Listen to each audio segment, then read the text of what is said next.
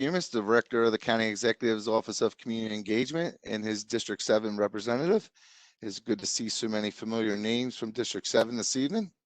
For those who are unable to attend this meeting, it will be recorded and be posted on the project webpage at www.baltimorecountynd.gov/sparespointpark.com. That information will be shared in the chat feature. I'd like to thank you for taking the time out of your Monday evening to learn about Baltimore County's first new park to be built in 6 years, Sparrows Point Park. This group will provide an overview of the current site plans, include projected project timeline, as well as answer any questions that you may have. We also love to hear from you. Use the chat feature to submit your questions and provide feedback.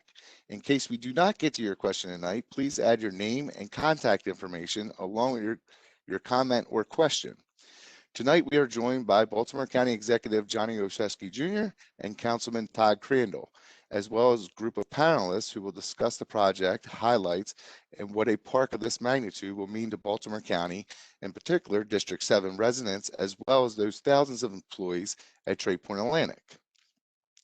I would like to take a moment to have our panelists introduce themselves. As I call your first name, please introduce yourself. I will start with Aaron. Good evening. I'm Aaron Tamarchio. I'm the Executive Vice President of Corporate Affairs for Trade Point Atlantic. I look forward to participating, and will reserve my remarks till later. Thank you. Thank you, Aaron. Rosalind? Good evening, everyone. I'm Rosalind Johnson. I'm the Director of the Department of Recreation and Parks right here in Baltimore County. Pat? Hello, everyone. I'm Pat McDougall with the Department of Recreation and Parks. I serve as the agency's planner. I'm on the project review team at Recreation and Parks, and will also be responsible for program open space grants associated with this site. Bob? Good evening, Bob Smith, Chief of the Recreation Services Division. I also serve on the department's review team. Tim? Good evening, everybody. My name is Tim Dodge, and I am president of the Edgemere Sparrows Point Recreation Council. Fran? Hello, all. I'm Fran Taylor, and I'm president of the North Point Peninsula Council. Drew? Good afternoon, everybody. I'm Drew Vetter. I'm the Deputy Administrative Officer for County Executive Olszewski. Thanks, Pete. Thank you, Drew. Kristen? Hi, good evening, everyone. My name is Kristen King. I work with Drew Vetter. Deb? Good evening, everyone. I'm Deborah Schindel, and I'm the County Property Manager, and we are handling the design and construction of the property. Dave?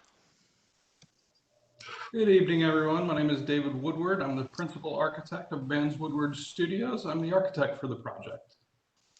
And Pete?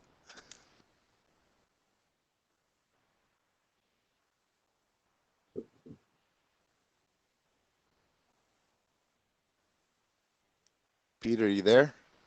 Looks like you're on mute, Pete.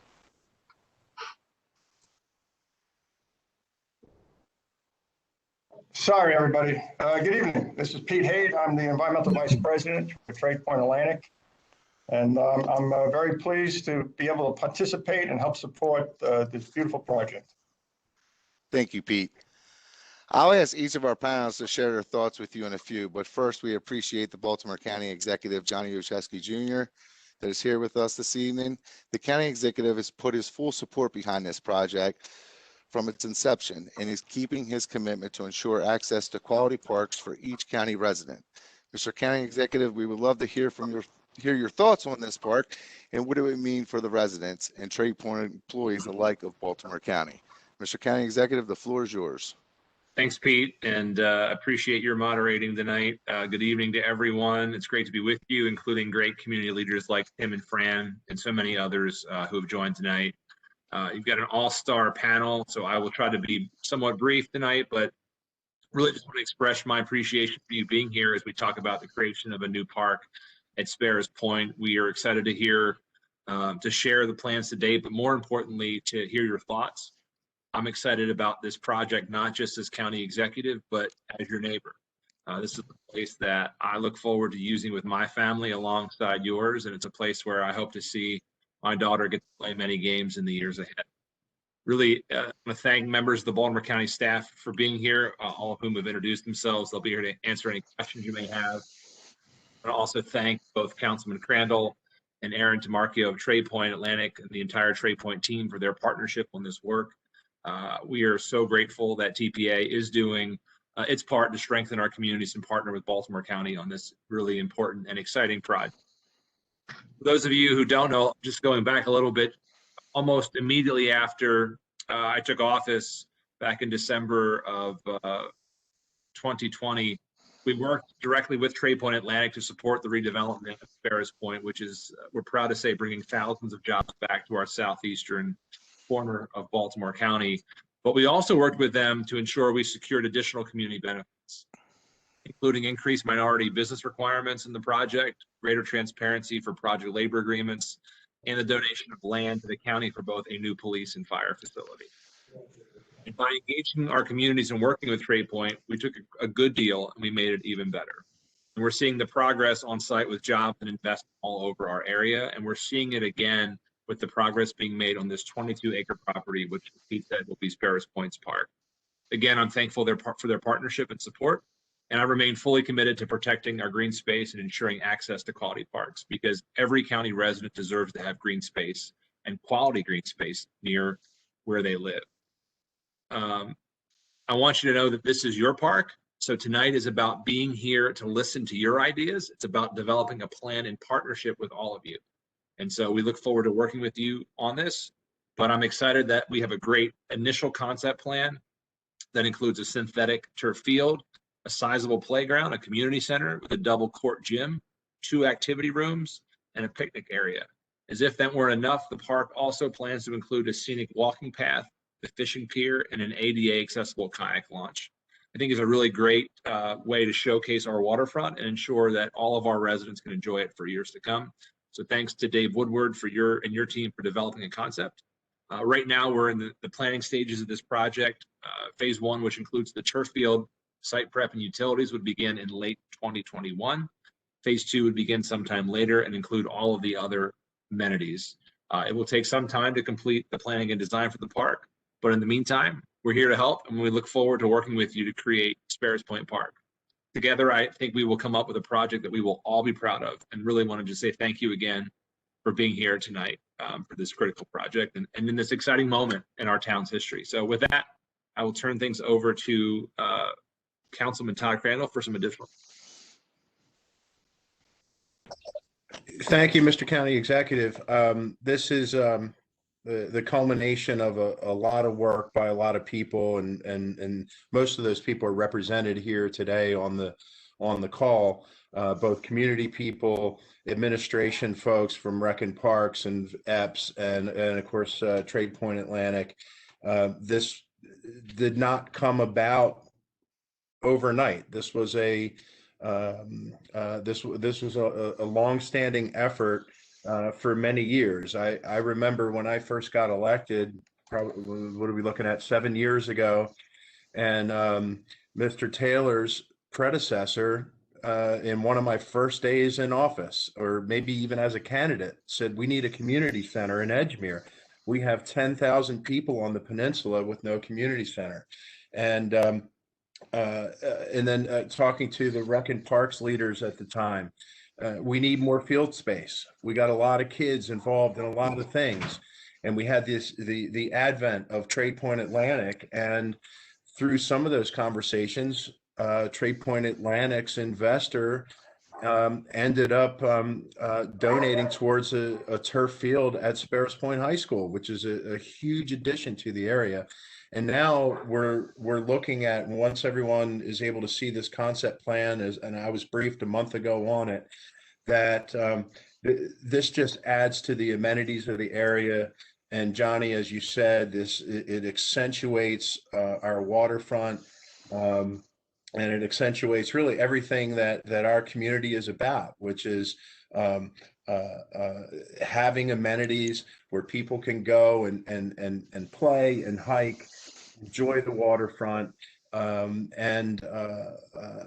think we should be thankful that we have a company like Trade Point Atlantic that gets it, that they want to be part of this community and are willing to go the extra mile to help provide something for Baltimore County and for the community that goes above and beyond just simply job creation, which obviously they've done a great job at doing so far. So, and Johnny, I remember you coming to me, and I was newly inaugurated. You were newly inaugurated. I was inaugurated for the second time, and you said, "Is this our opportunity?"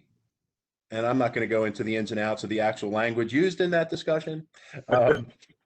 But we both agreed, and I just want to thank you for your commitment to getting it done, and TPA's commitment for getting it done, and for all the work.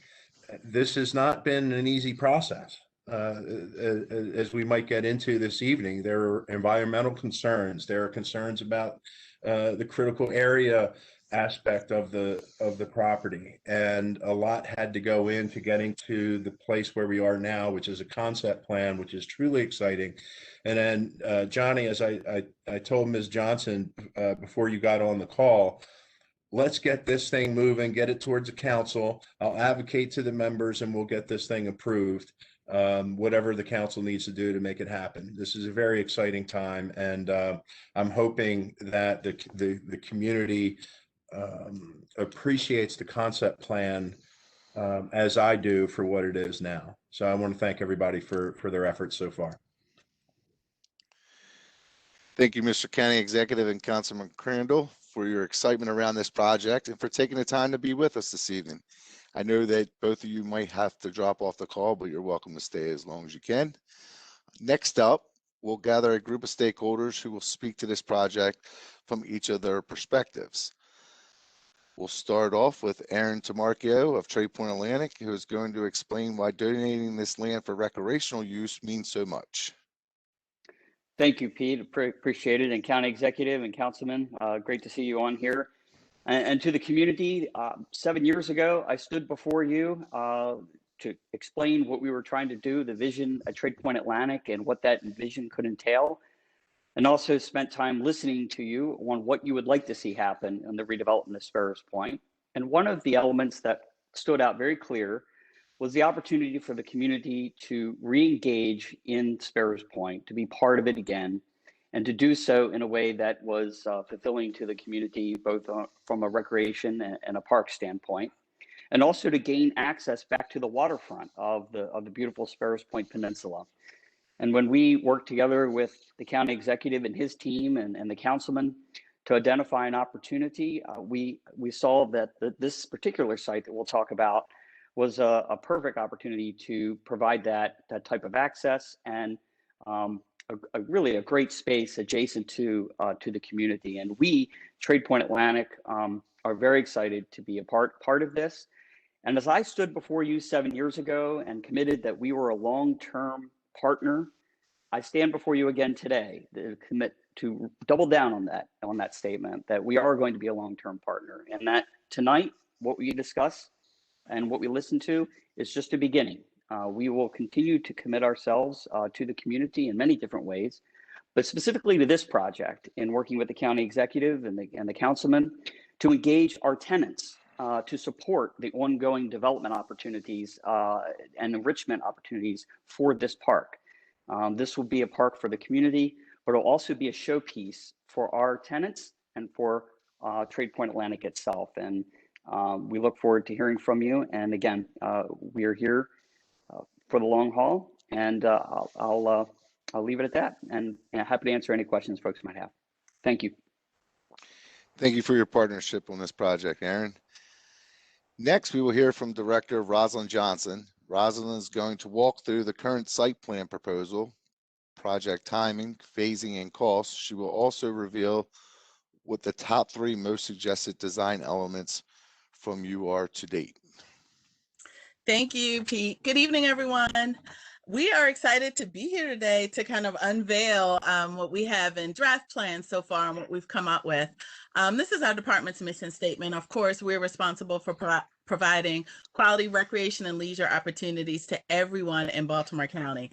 We have thousands of recreation programs, including individual and team sports, arts and crafts activities, social clubs, and all sorts of events and programs, sports and activities that we put on with the help of our recreation and parks, nature and recreation councils, and that's all throughout the county. Next slide, please. So let's talk a little bit about the project's history.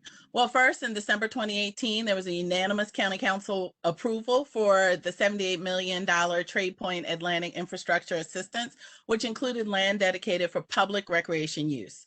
And then in 2019, we had a community leader input meeting. And since September of 2019 through today even, we've been doing our due diligence. We've come up with site considerations. It is an environmentally sensitive area, and there's spatial constraints and cleanup. It's about 15 acres of what we consider usable land because it is, oh wait, go back for 1 second, please.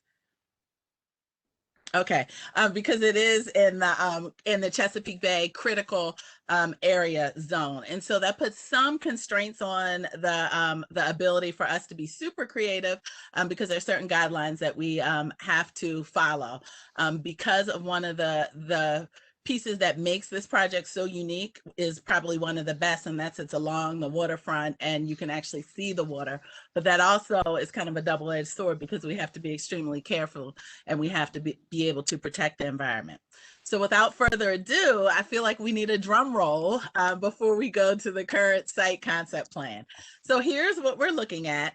And as I mentioned, it's about 15 acres of usable space here. We do want to protect the tree buffer. So of course, we're Recreation and Parks. We also care about the environment. So we don't want to kind of raise all the trees and replace them somewhere else. We think that really helps with the wildlife in the area.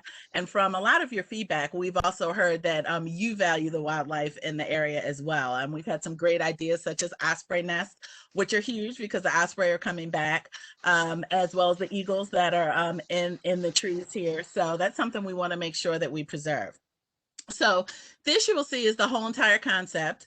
And of course, I will stop using my cursor because you can't see what I'm pointing to. But let's start with the numbers. If you look at number one, as the county executive mentioned, this is a community center. And this is probably one of our larger, so far as our largest community center with the double gym and the 2 activity rooms. And we'll talk a little bit about that when we go to the next slide.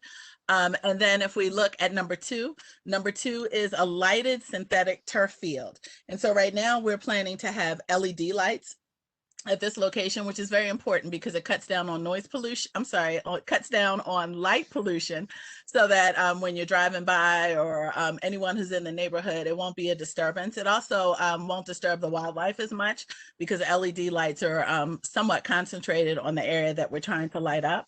Another good thing about the LED lights is that we can control it from home. So if there's an issue and let's say ESP, we forgot about turning the lights on or something happens, we can turn the lights on from home. If we have staff who's at home at 9 o'clock at night, we can turn the lights on and then we'll also be able to turn them off as well. So that's a good feature about this LED lighting system. I'd also like to mention that as the county executive pointed out, this field is in phase 1. And some people might be saying, well, why did you do the fields in phase 1 and not the community center?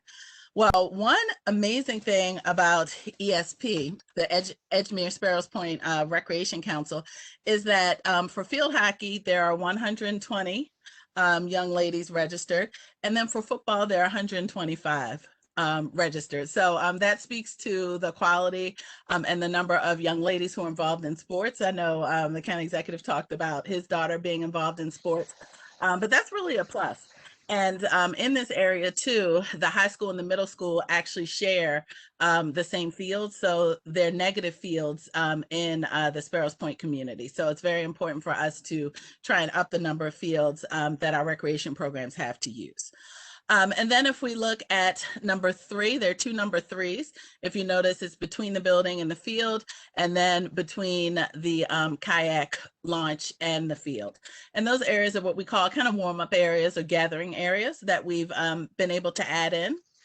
And then number 4 is the playground. So if you look all the way at the north end, the way that we're looking at the screen, if you look at the north end, that playground, that number 4 right there, that's where the playground is. And we heard some really good ideas too about a universally accessible playground for that area right there. And then if you look at number 5, number 5 is the stormwater management area. And so that looks rather large, and those have to be there because because we're putting in concrete, synthetic turf, we have to make sure that we try to mitigate the stormwater runoff or the stormwater management. So those areas are critical to this project. And then number 6 is a fishing pier and a kayak launch. And you'll see that right down there, right near the water. And we even had to strategically locate our proposed benches. That's how critical this area is. So we are very excited about the water access to the public there. And 7 are walking paths. I mean, what a great vista to walk along this path. We also talked about having some type of interpretation. I know some people had stated it would be great to have kind of a historical interpretation. We've also talked about having a nature storybook trail so that youth can read about nature along the path. So there are all sorts of amazing ideas that are coming up as far as the walking path is concerned. And then a concession and picnic area is where number 7 is. I'm sorry, number 8, a concession and picnic area.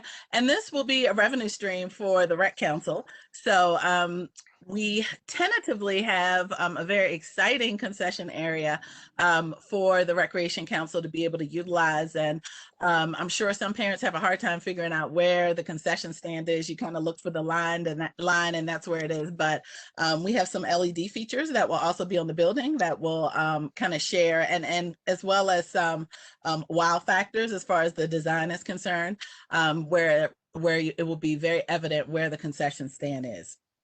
And number 9, we have EV or electric vehicle charging stations.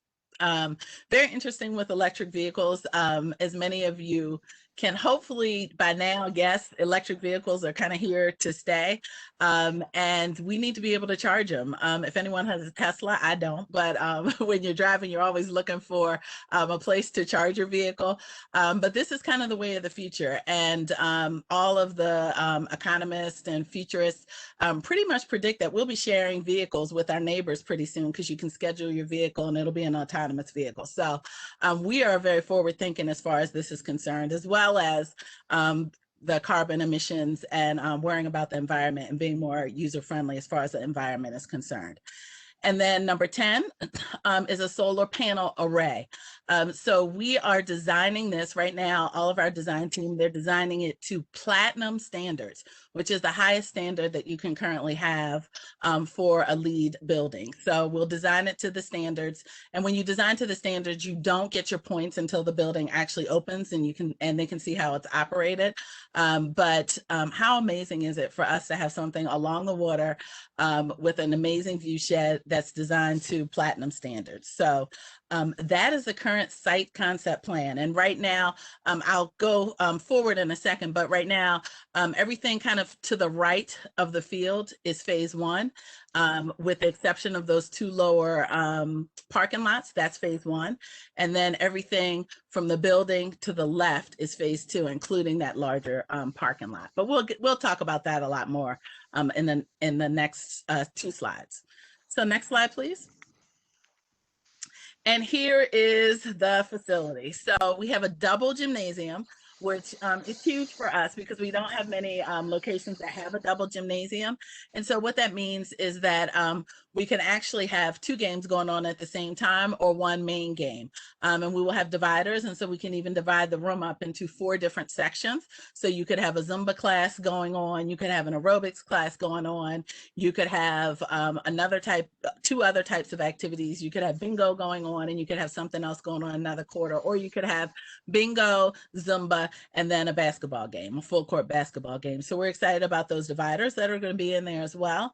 And then we have 2 activity rooms. You'll notice the 2 activity rooms can either be 1 huge room or we can have 2 smaller rooms. And we could have arts and crafts activities in there. We could have a community meeting, and we'll also have LED screens on the wall so that we'll be able to either show movies, have community presentations with PowerPoints, or we could, have computer classes. All sorts of things could be happening at the same time. And then we have a small flex room, and then we have some administrative rooms, some storage, and of course restrooms, and the concession stand as well is inside of the building. Next slide. So the entire project is currently in design by Vans Woodward Studios, and we met David. We have 60% design drawings. They're under review by our department. We have 100% design drawings will be complete by September 2021. We have to have the environmental agency review during the summer to the fall to make sure that we're crossing our T's and dotting our I's, and we're very conscious of the environment. County Council donation agreement introduction will happen in spring of 2021. So that's coming up rather shortly. Councilman Crandall said, let's get her done, get it in front of the council. And so that's what we're planning to do. The Board of Public Works program open space application will be introduced the fall and summer and fall of 2021. Pat McDougall on our team mentioned program open space. And so that has to go to the Board of Public Works for approval. So that's what we're talking about there. And proposed phase 1 improvements include all site construction preparation, including utility installation, full-size synthetic turf, LED lit field and parking. And the groundbreaking to start construction is tentatively scheduled for late 2021. So that's if all the stars align, we can get all of these approvals through rather quickly. Later this year, we'll have a groundbreaking. And then proposed phase 2 improvements include the 16,000 square foot community center with a concession area, fishing pier, ADA accessible kayak launch, and 10,000 plus square foot playground, and the scenic walking path. And that's in proposed phase 2 improvements. So we put this survey out last week. So in that short period of time, we have over 275 respondents to the survey that was launched on February 17th. And the top suggestions were disc golf. We think there's a huge group of disc golfers out there who heard about the beautiful vistas and said, we want to play disc golf at this location. So disc golf course, a dog park, and a public boat ramp. Those were the top suggestions that were submitted. So the project team has been intentional in designing the entire park site up front. So that's a cost savings, because once you kind of have the design team on board, it's less expensive to do all the design at one time instead of piecemealing it. So until the park site design for both plan phases is complete, it would be premature for us to project the cost for either phase. And it's expected that program open space dollars, county funds, and private contributions will fund the project. So we are pulling from everywhere to be able to fund all of these amazing ideas that the community has given us. And so we want you to make sure that you keep in touch with us, so much so that we have our own landing page for Sparrows Point Park. And that's, you can get it from the county's website. And any specific questions, we've created a special email, which I think most of you have found because we're getting a lot of emails to this email account. And that's sparrowspointpark@baltimorecountymd.gov. So hope you like our exciting briefing that we've prepared for you tonight, and we'd love to hear your comments, your feedback about it. Thank you so much. Thank you, Rosalind. You can really hear the excitement in your voice when you were going through that presentation. This site is most certainly going to fill a long-standing recreational gap in the southeast part of Baltimore County. So thank you again. I'm here to also speak tonight is the president of the Edgemere Sparrows Point Rec Council, Tim Dodge. I'm here to talk about that gap between, our area and what everybody else has gotten from time to time here. My name is Tim Dodge. I'm president of the ESP Rec Council, and I've had the privilege of being a part of this wonderful organization for the past 25 years, and as a board member for the past 15 years.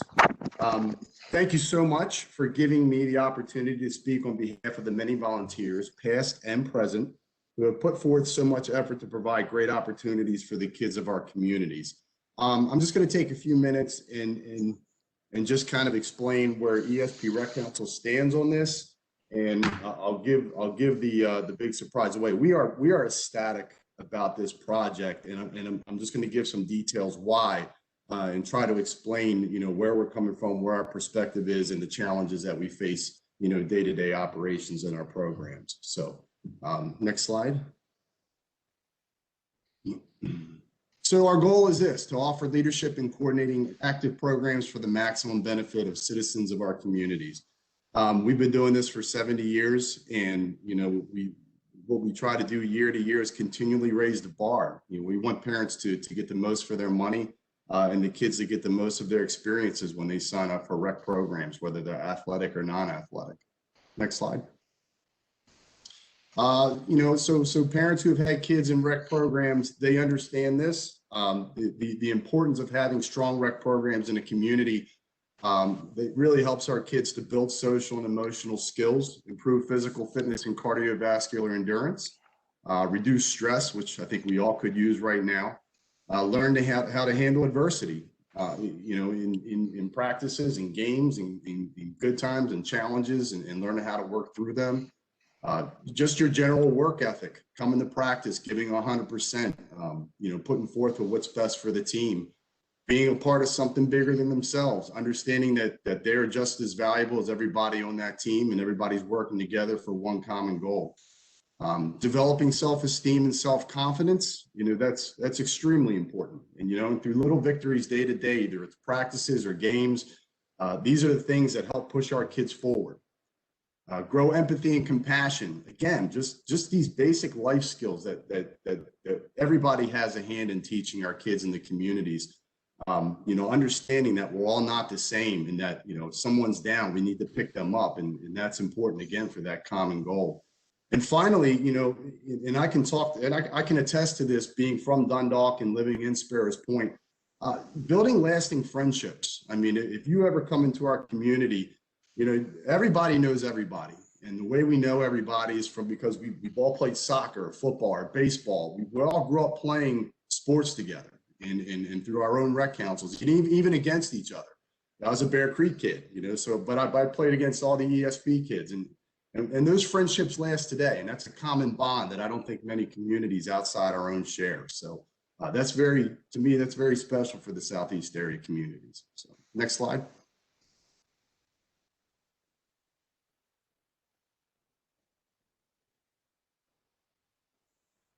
So to give you a little bit of background on where we're coming from as a rec council, back in 2008, we invested in an online registration system. It was ordered to be allowed to allow parents to register for our programs easier, to communicate better with our parents. And one of the benefits we got from this program too is being able to track how our progress was through each and every program, different seasons, winter, spring, fall. And to really see where the numbers were going, where the kids were registering, and how we were doing as a whole. As you can see on number one here, between 2008 and 2019, we went from 16 programs to 26, and that's a 63% increase. And those programs include unique programs that we actually brought to the Southeast area, such as volleyball and field hockey, boys and girls lacrosse, Aspire for special needs, and a higher ground academic program as well. One of our goals is to continually expand, not only athletically, but to offer programs where kids want, and that may not be athletic. So that's how we see our role, and that's why we've grown so much over the past 10 years.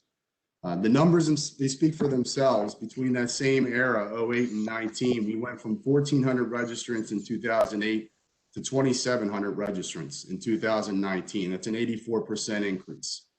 And as you can see from number 3, our hashtag, which you see in the upper right corner, it says one community. And we've never approached rec programs from just an Edgemere or 21219 aspect.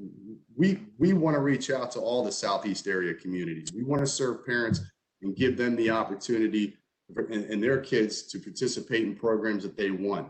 So as you can see, the reach goes from anywhere, big chunk from Dundalk, the Edgemere, Sparrows Point, but even out to Essex and Middle River, Rosedale, Perry Hall, and Parkville as well. So, that to me, that tells us that we're doing a pretty good job, and people want to go, where they feel like they're going to get a good experience. So kudos to the thousands of volunteers over the years that have worked so hard to provide those opportunities. So we're very proud of that.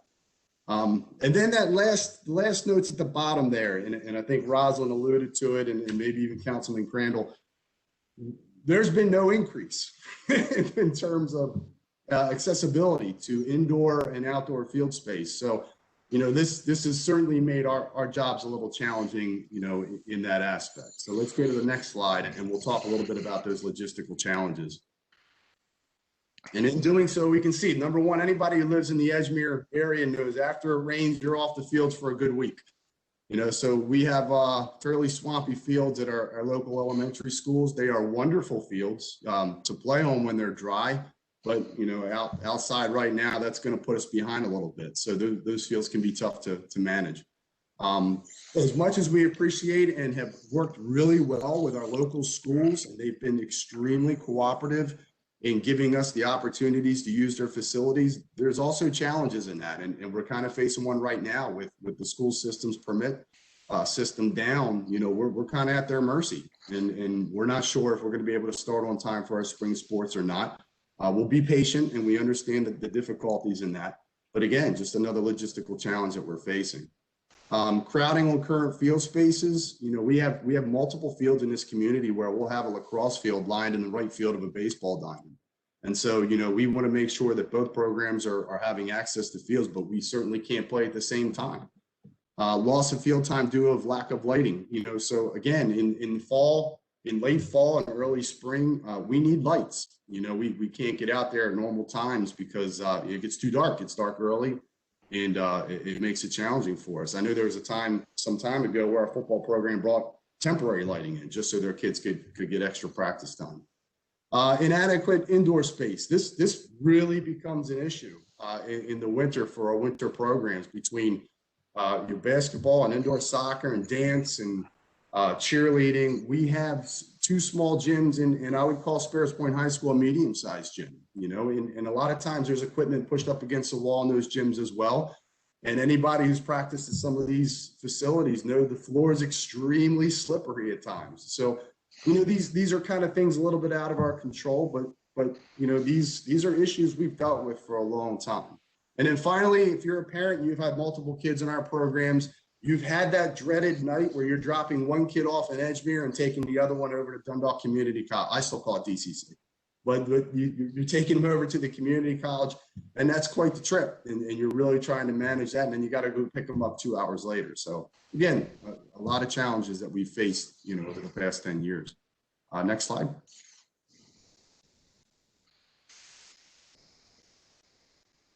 So again, and some of these have already been touched on. So the benefits that we see as a rec council, such a fantastic facility such as this, is number one, increased community attraction and appeal.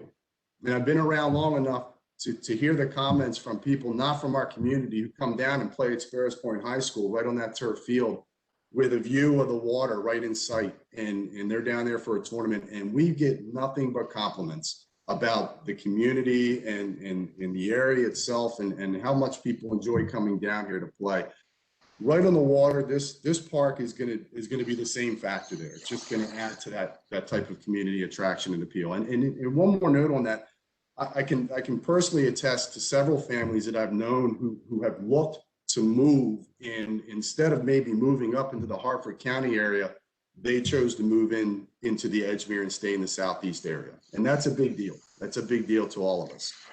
Number two is to host large scale tournaments and events. I mean, this is something we've really done even with the constraint of facilities that we've had.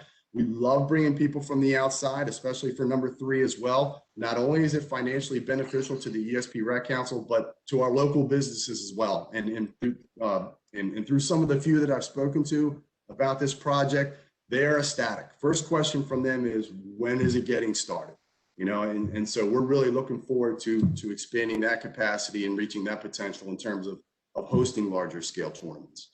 Number four, the state-of-the-art recreation complex. I know they'll probably release more information as this project develops, but this is going to be a really super cool project in terms of paying homage to the past in the Sparrows Point area, while also being state-of-the-art. This is not a cookie cutter project, which was the first thing I noticed when they presented it to us. this is beyond everything that we could imagine getting, and this is going to be great. It's going to be and it's a perfect location for it as well. Program activity and safety, we talked a little bit about that. If we have our own facilities and we have the space to work, that's just a better environment for the kids to participate. Location alleviates traffic in the Edgemere area. We all know what the traffic issue in Edgemere is right now. If we're able to take some of those programs and move them over to this location, that's going to do a lot for keeping people off that main street, trying to take that left in the Sparrows Point High School, especially at that time where people are getting off work. So that's a great location in my mind. And finally, again, alleviates the logistical challenges of program placement. When we get to the spring, and like Rosalind alluded to in the fall, we've got teams going all over the place. And a lot of times they're moving out of the community as well. So this is a good chance for us to keep it in there. So again, I want to thank everybody's effort in this project. I want to thank Trade Point. I want to thank the county. We're very appreciative of the opportunity. So thank you. Thank you for that presentation, Tim, and thank you for all you do volunteering with the Rec Council. Next, I'd like to turn the floor over to Fran Taylor, a highly engaged community leader at the North Point Peninsula Council that he represents. Fran? Thank you, Pete, and good evening to everybody. My name's Fran Taylor. I have the privilege of being the current president of the North Point Peninsula Council. I follow in the footsteps of a long list of dedicated volunteers who have served the community since 1971. We are celebrating our 50th anniversary this year. The mission of the NPC is to provide civic leadership while promoting our local historical sites and heritage. When we were asked to participate in the planning for this new park, we enthusiastically accepted, as we had emphasized in previous discussions with TPA and the county, the importance and value in preserving Sparrows Point history while providing a community benefit. This new park will do both. We would like to introduce and briefly share with you some of our activities and community partnerships. Our membership includes families, businesses, and others who support us throughout the year. However, all members of the community are invited to attend and participate in our monthly meetings. As a result of capacity restrictions, we are having virtual meetings. Videos of our speakers are now available on our Facebook page. We are reaching the largest audience ever. We're currently interacting with state and county officials on issues such as traffic and pedestrian safety in the community. We support, through monetary donations, the North Point Edgemere Volunteer Fire Department, St. Luke's Community Food Pantry, Sparrows Point High School Scholarship, Christmas drives, and others. Through the generosity of residents and the business community, we were able, under the leadership of our past president, Harry Wujek Jr., to construct the North Point Peninsula sign at the gateway to the community. We continue to provide for the upkeep and expenses of insurance, planting, flag replacements, and lighting.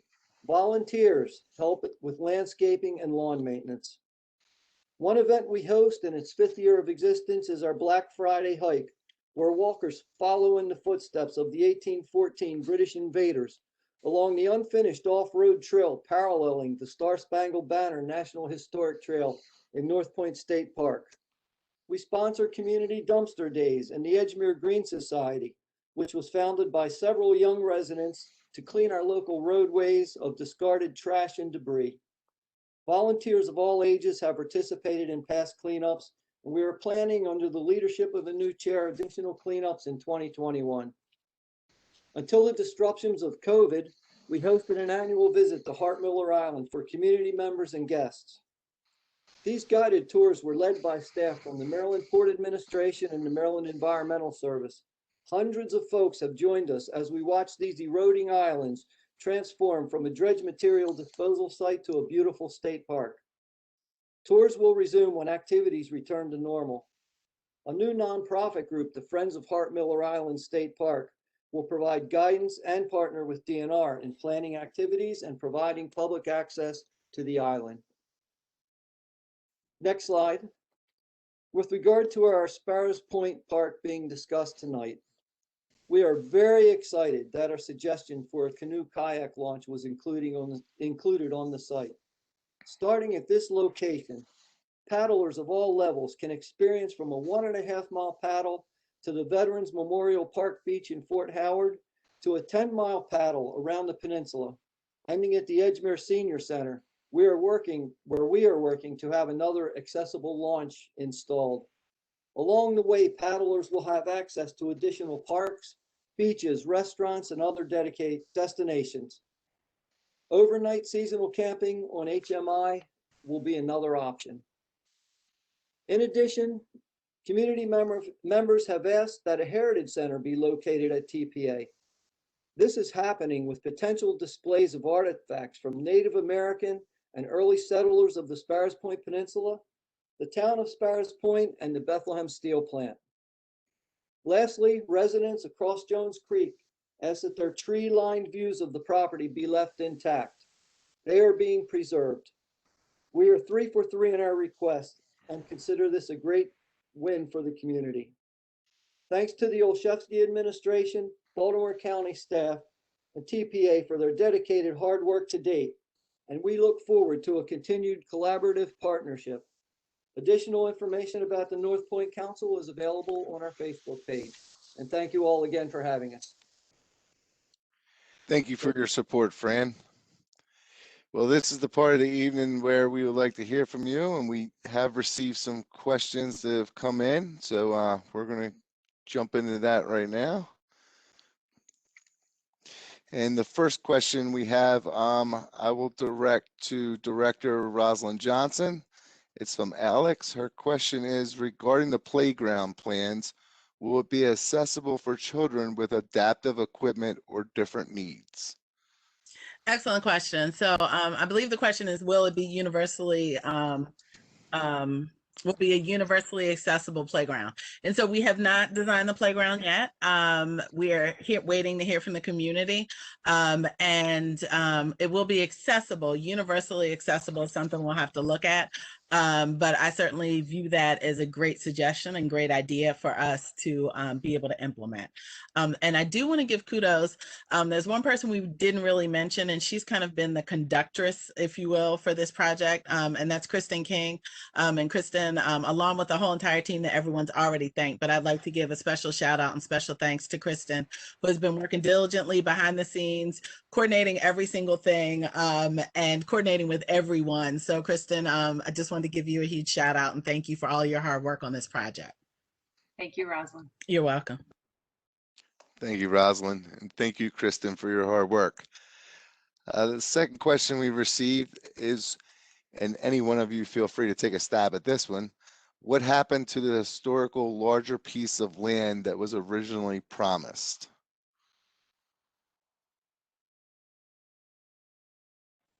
I'll go to that. Aaron Tamarki here with Trade Point. I think they were talking about the old Penwood fields that are across from what is now the Amazon facility and the Trade Point Atlantic offices. When we spoke with the community a while back, that was an area that was looked at as a potential location for some park. We, in the development of the property, have kind of really looked at the traffic and the activity along this Sparrows Point expressway that goes into the park, goes into the site, and we just didn't think it really, that particular area really lended itself well to the type of activities that this particular piece does. This particular piece has waterfront and is also more adjacent to the community and a little bit more segregated from the rest of the industrial portion of the property. And that it was just all part of the conversations that we were having internally from a planning perspective at Trade Point, and that's why this particular piece was brought forward. Thank you, Aaron. The next question comes in from Karen, and I will direct this to Rosalind. Karen asks, could you please speak to the walking path? Will this offer enough space for bike riders, walkers, runners, etc.? Would it be a loop, and what would be the distance? Would there also be connecting sidewalk or path to get residents from the community into the park without having to drive? As you know, we do not have adequate sidewalks in the community, so I think this is almost important. So yes, Kristen, can we go back to the slide? Can you pull up the slide? Because it's kind of better to talk to that.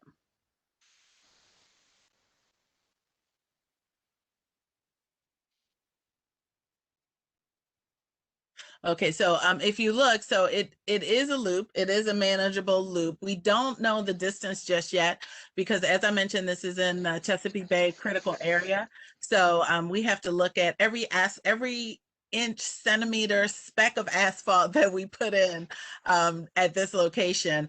We have to make sure that we kind of mitigate that. And so the stormwater management pond is there. So it is somewhat of a loop. It's if you kind of go around the actual field, you'll see that you can loop, or if you want to go into the parking lot, you can also loop. And you can loop down to the front and then come back. So we don't have the numbers on that yet as far as the distance is concerned.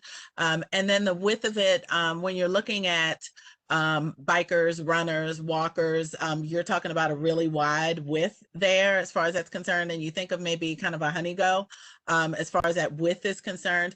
And so we're probably not going to be that wide where you can run, walk in different directions, but it will be sizable enough and it will meet the ADA standards for a path and a trail. Thank you, Rosalind. Thank you. Thank you, Kristen. The next question I will throw towards Aaron.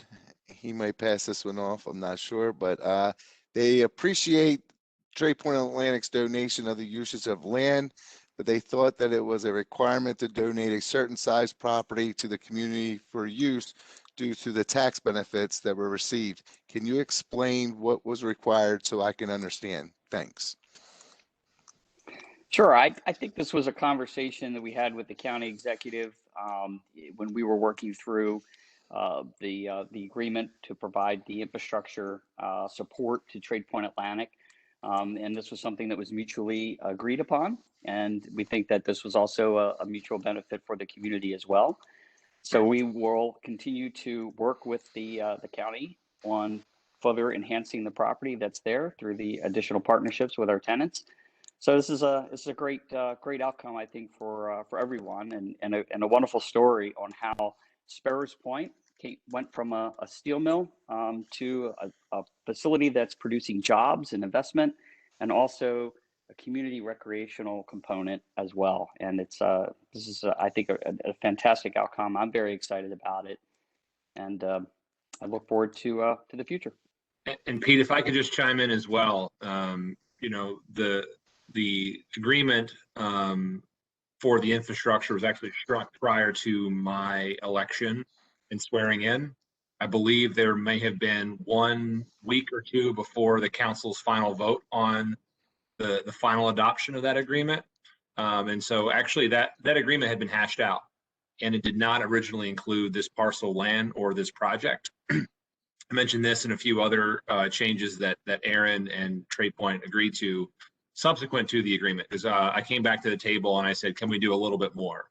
So when I talk about making a good deal even better, this is a testament, and I appreciated Aaron and his team's willingness to come to the table because this was something really important for me as part of the deal, which I supported.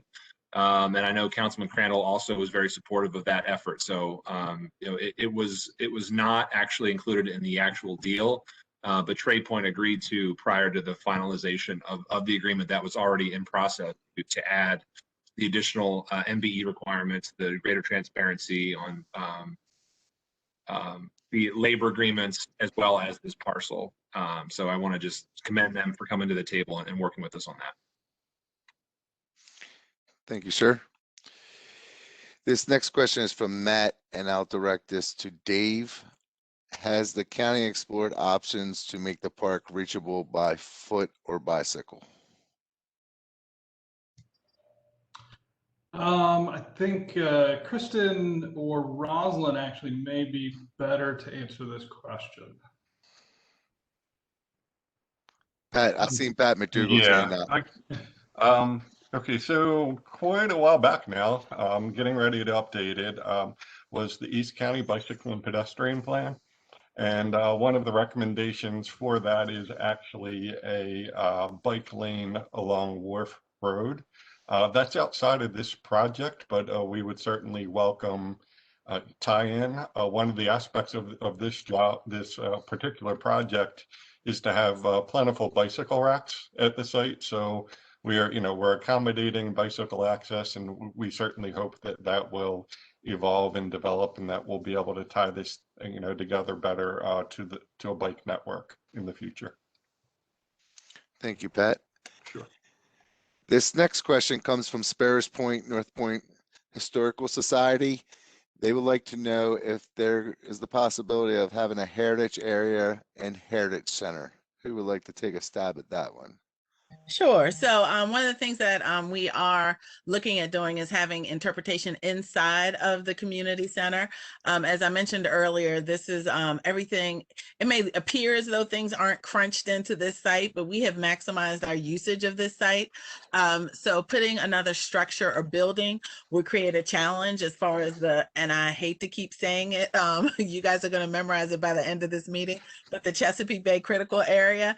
So we do have to be cautious of that. But there's an opportunity to do interpretation inside of the building, similar to Solars Point. If you've been to Solars Point, there's the historical interpretation inside of that building. It probably won't be as large because of the space of this facility, but we are looking at including recessed cases so that the historical interpretation, and we're also looking at possibly using the opportunity to have public art to be the historical interpretation of the site. So looking at doing it in a new and creative way and calling on artists to come up with their best ideas and most creative ideas to be able to interpret the site. We're also looking at having some historic artifacts to be included at the site as well. And, of course, we have to work that out. And there, some people who kind of see other visions for the historical artifacts. So to the extent that we can, we will also include those as well. But that was an excellent question. Thank you, Rosalind. For the respect of everyone's time, I have 3 questions here, and I'm going to finish those 3 up. And the questions that we were unable to get to, someone from our staff will be reaching out to you to get you the answers to those questions. I will continue with the next question, and Rosalind, this might be you. Can a track be included around the field like a Patapsco High or Turner Station? Excellent question. The short answer is it's not currently designed at this location. That would also have to be mitigated. Every single thing that we put in at this location would have to be mitigated, any surfaces, as I mentioned earlier. So we have to look at it, and it's a whole package as far as the location is concerned. We're looking at, and to talk about the playground too, if we do a universally accessible playground, that's pour and play or kind of the poured rubber. So that would have to be mitigated as well. So it's a give and take.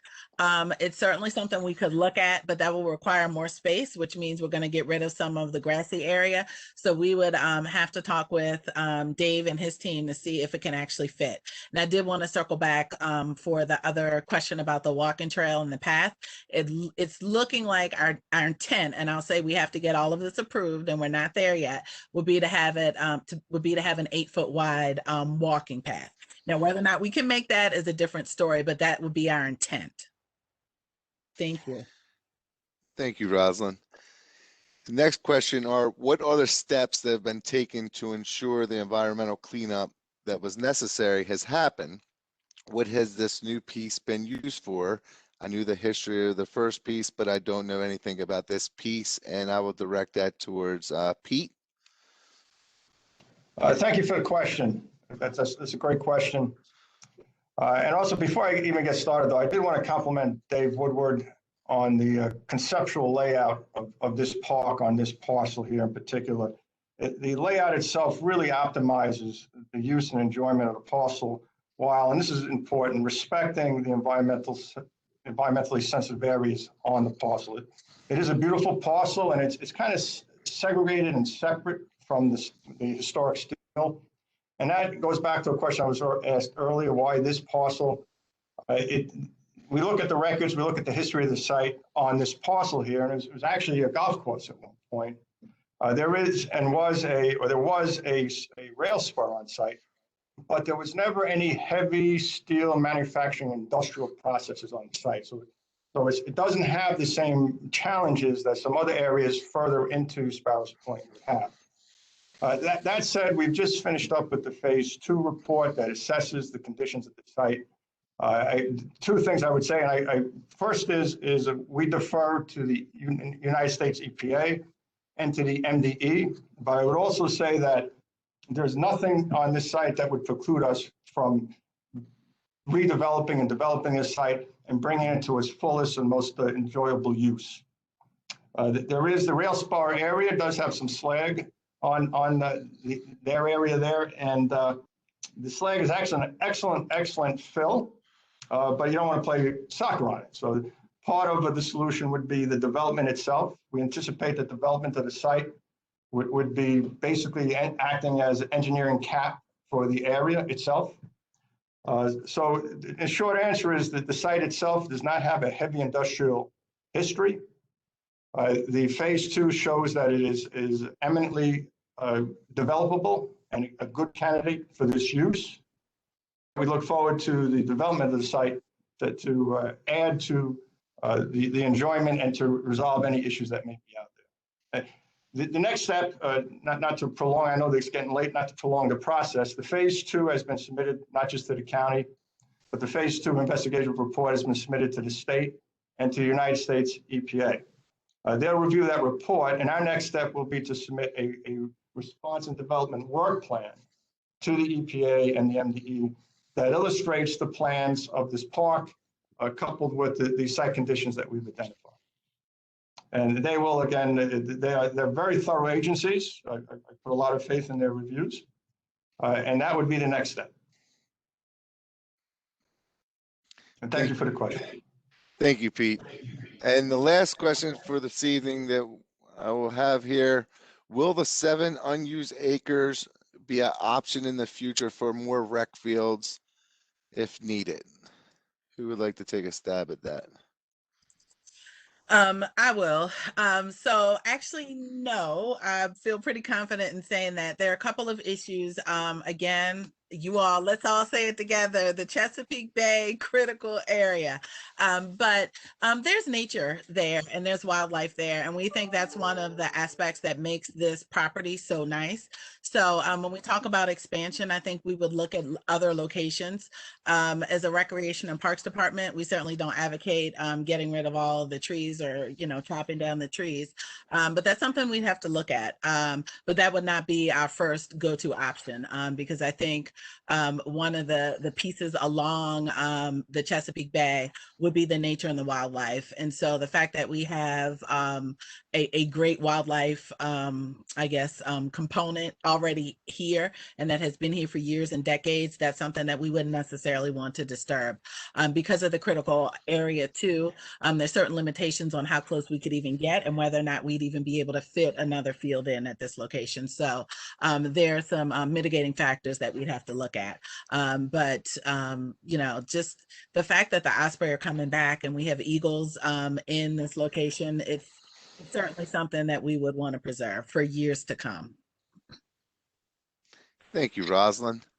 I just want to take this moment as we conclude this evening's meeting to thank our panelists and to thank everyone who either joined in via phone or WebEx this evening. If you have additional questions or suggestions, please contact the project team at Sparrows Point Park at baltimorecountymd.gov or go to project website www.baltimorecountymd.gov/Sparrows Point Park. Please also follow along the project progress, bookmark that site, and we're looking forward to the groundbreaking ceremony later this year. So thank you again for attending this evening. Thank you to the panelists, and I hope everyone has a great night. Thank you, Pete. Thank you all. Have a great evening. Thank you. Good night. Good night. Thank you.